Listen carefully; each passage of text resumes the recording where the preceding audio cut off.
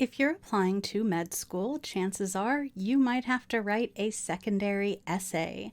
So today I want to give you a common secondary essay prompt and give you some ideas for how you might want to think through your response. First, hi, my name is Dr. Sarah Klebe and I'm an admissions expert at BeMo. So today's secondary essay prompt is this.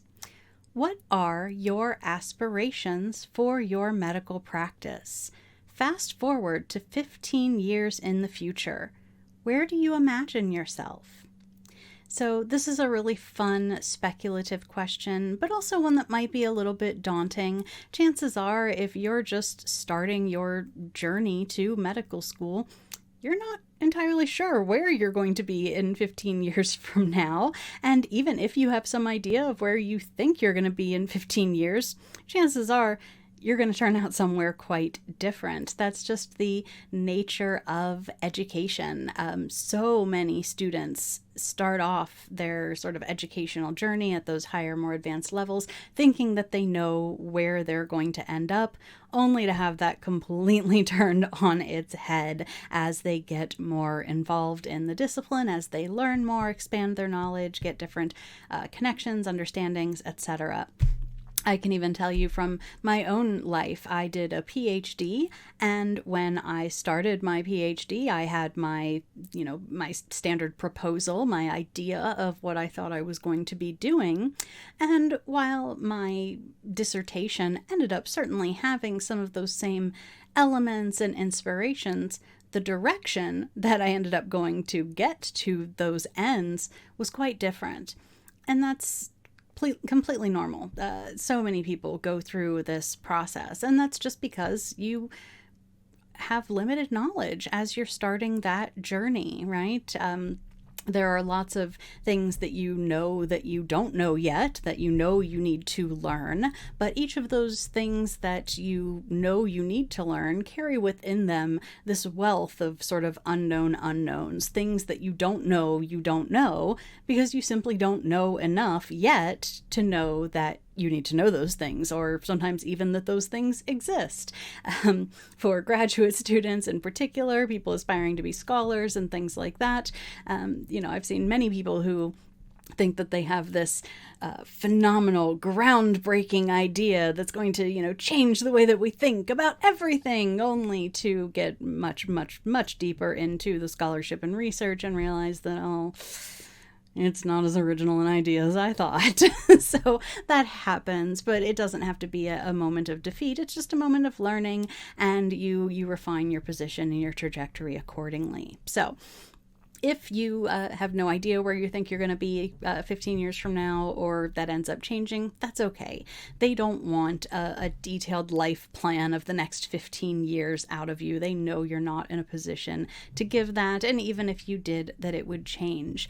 But what they're looking for are likely a few different things. First off, a sense of curiosity driven by those aspirations, which is to say that you're thinking hopefully, inquisitively about the future and where you want to be, that you have some kind of an end goal in mind, that you're not just kind of floating around saying, I'll just see where the journey takes me. That's lovely, and you'll be seeing where the journey takes you a little bit, but you do want to demonstrate that you've given it a bit more concrete thought than that.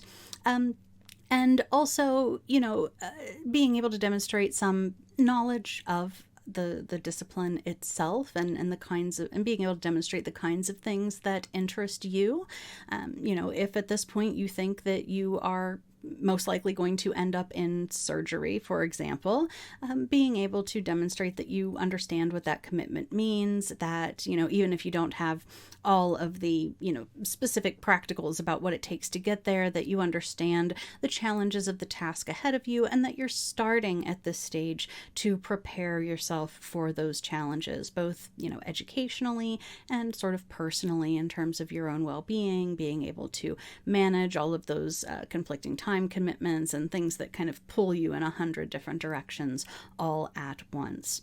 So they want to see that hope, that aspiration, that sense of some, concrete on the ground thinking about the challenges that you will face, how you might overcome them, and the tools that you've sort of refined, developed, curated up to this point that are going to help you pursue that particular path. So, think a little bit about, that question that I think I come back to a lot in these videos, that question of who you are and who you want to be. In this case, you're focusing on the second part of that question, not just what you want to do in an occupation, but who you want to be as a professional. What kind of practicing physician do you see yourself becoming?